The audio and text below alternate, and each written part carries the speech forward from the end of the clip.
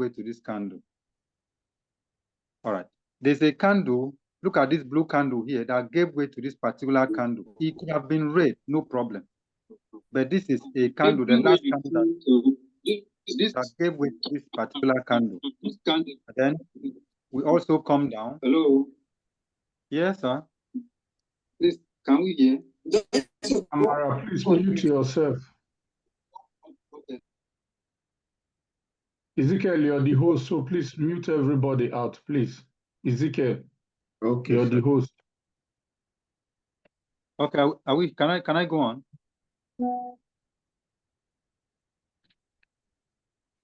Hello, Please can go I go ahead, on? sir. Go ahead, sir. Oh.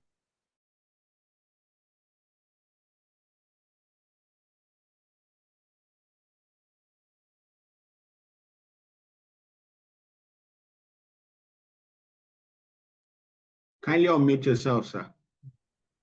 Dr. Ime, please.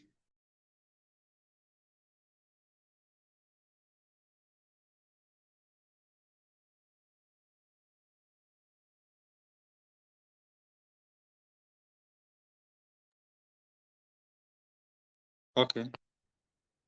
Are we hearing me now? Yes, yes, we can hear you. Okay, thank you very much. I'm sorry, I didn't know I had been muted. Sorry. All right. So, like I said, before this candle that you're seeing coming down here, this is a very long candle. And before this candle came down here, there was a candle that gave way to it, which is this very blue candle here. And we have a wick here up, and we have a wick down here. And we have a small, but this is a doji. When we see a doji like this, it means sometimes we call it an equilibrium in the market. There's an equilibrium, but before the equilibrium or after the equilibrium, something happened here. So what you do is you take your either a rectangle, your horizontal line, or a rectangle, come here and demarcate here. Look at this candle here. Keep it there. And then you take it and you take another one. I'm just using this, but I'm going to use my rectangle. Come up here and then divide. You've seen it now, right? All right. Sorry, forgot about this one. Now this is where it is. And then we talked about it here. Another one down here. That's the fair value that I was talking about. You have another one here so that you don't have another here. Look at this candle. After this candle, there's another candle here. So there's a wick here. So you take it to this wick. Not down here, please. To this place. To this place. So that is the gap that the market had created. So you now keep it at that gap. So you can now see that between here and here is where you have the gap. But to know where to enter, you now take your horizontal line, your rectangle, come to this point. This is your candle. From where you have the last price to where you have, my God, all these things empty. Where you have this last price to where you have this wick here. So you put it there. Cuts, bring it down. You bring it down. So that's the candle you're cutting.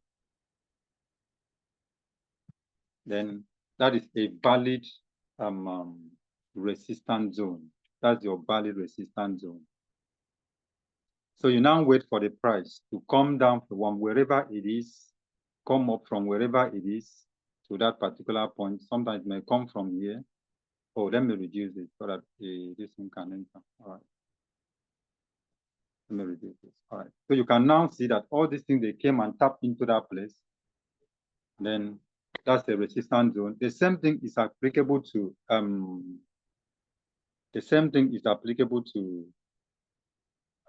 support zone. Now let's look at another candle down here so that we can see our support, the value support. What happened to our support zone? All right. I think let me pick something from this point. Let me pick something from here. Let me pick something from here. All right. I think this is a very nice one. This is a support zone. So I will delete this. I will delete this. Now this support zone here, the price came here Sorry. Price came to this point. Price came here and then give way to this. So what you do is to mark this place. The last of it, mark this. Take it down. Take it down. Take it down. You can push it and see that this price. Sometimes some support. Sorry, let me pick this very one. Sorry.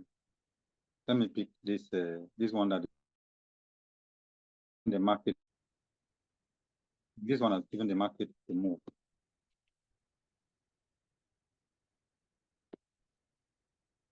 This one has given the market a move. So let me pick this. All right. You see this one here. It's a move. Market has moved. This one has given this market a move. So you see here that this market came here to this particular place. And then we have this. Then this market moves from here. So this is how we do it.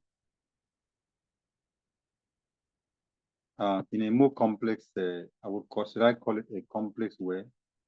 And then this is it. When the market came to this very zone here, it started buying. Now look at where we marked here and look at this point. When it came, it started buying. If you look at how many pips this market has bought from here, of course, we know how to calculate pips. If you look at this way, it started buying from here to this place. That's a whole number of pips. Now, how do we calculate pips? If we don't do what we calculate pips is this is 3351.7. But when we are calculating pips, we call it 33528. Now look at what is there. We have 3352.8. But when you're calculating pips, you're going to move the decimal point one place to your right, and make it 4. I mean, make it 5, not 4. 33528, not 325.8. Please note that 33528, not 3352.8. When you're calculating pips, if you have a calculator there, please can you put up the figure? Let us see. 33528, not 3352.8. You move the decimal point to your right. Right? Is anybody that is with calculator there? 33528, not 3352.8. Let's move the decimal point right. Then we hello, doctor. Please explain that again, because that's very important for some people don't know that. Please explain that again. And if you can call up your whiteboard and just write it out, let people understand it. Most people don't know how to calculate pips, or some people don't know how to do that. Okay, sir. So please, I'm using. Okay, sir. I'm using. I'm going to pick it up. Please, anybody will just pick your calculator. Let's see how we can do. I'm going to explain it. So, this is it. When you are calculating, when you're calculating pips, we have here. Just look at where the price is at. Where I'm keeping here, 33. Look at this thing here, 3352.3. That's where we have. That's what we have there, 3352.3. But when you're calculating pips, you will move the decimal point to one place to your right. So it will be 33523, not 3352.3. Move the decimal point one place to your right. Then add the other, after the decimal point, add the other number to your left. Let it be 5, not 4. Move one number to your left. Let it be 5, not 4. Can we see that? Is anyone with calculator there? 33523. 33523, yes, not 3352.3. It's going to be 33523. Did you see that? Did you put that? Yes, 33523. All right. Now let's go up to where the price later landed. Look at this place now. Now we now have 33563, not 3356.3. 33563. So you are going to subtract this. You are going to subtract this to the other number. So you subtract it to what you had, the first number that you had. This minus this. Minus 3376. 3. 763. Yes. Gives us 240. That is 240 pips. Can we get it now? That's 240 pips in just one single trade. 240 pips. So that's how to calculate pips. Move that one decimal point there, one to your right. So add the other figure to the left to become 5, not 4.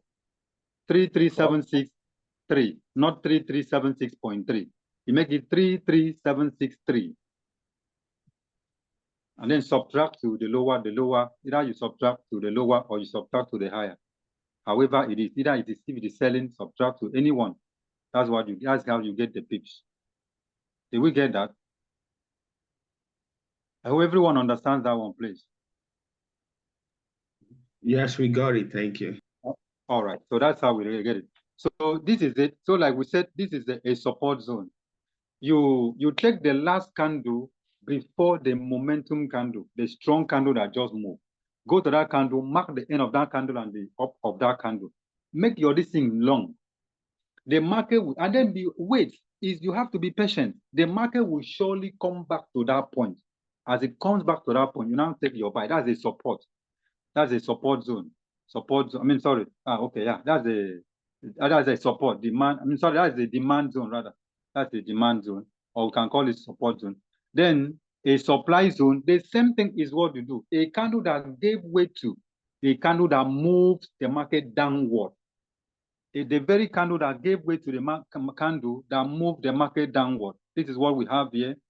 I said this is the candle that gave way to this particular candle that brought this market, this candle downward. That is a very strong zone. I said that a zone is a strong area that market reacts to or reverses from. That's a simple definition.